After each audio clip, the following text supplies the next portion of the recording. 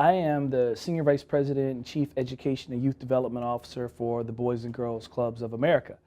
And in that role, I help to shape the education, policy, and youth development direction for more than 4,000 clubs that are part of our federated network, having an impact on more than 4 million young people across this nation.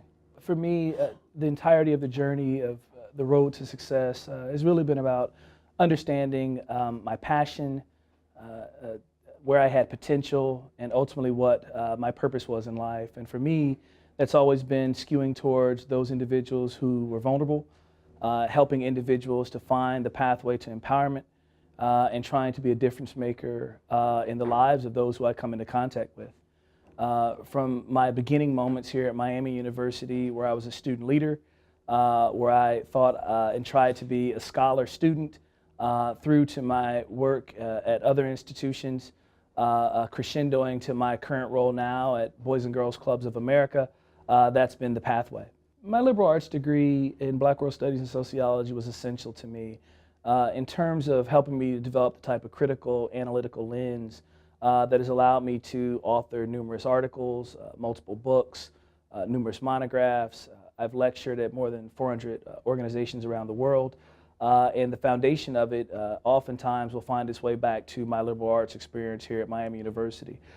It was here that I was really first exposed to the idea of a critique, and really first exposed to the importance of having burning questions that live inside of you that you want to answer. At the end of the day, research, scholarship, it's all about asking questions and finding answers using different methodologies to get there.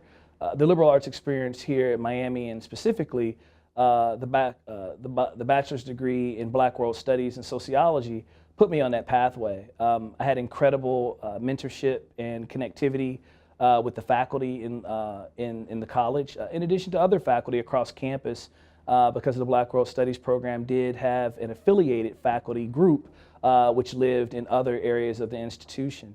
It was having that interdisciplinary experience, I think, that was essential for me to be able to look at the world not just from a sociological perspective, but to be able to look at the world from a historical perspective, from a psychological perspective, from a social psychological perspective, from an anthropological perspective, and to be able to ask critical questions for the issues that I was beginning to develop a passion for. From that time forward in my career, I've continued to do the same types of things and ask questions and seek answers, and that has come through in my scholarship through the years.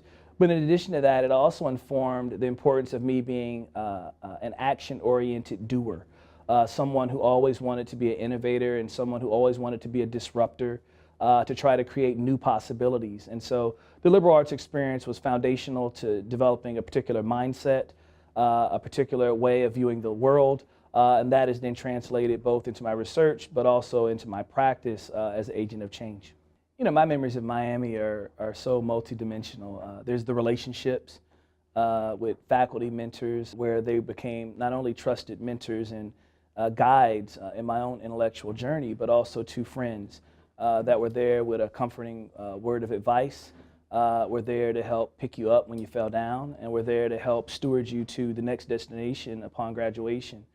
Those things I will always cherish and think of when I think of Miami.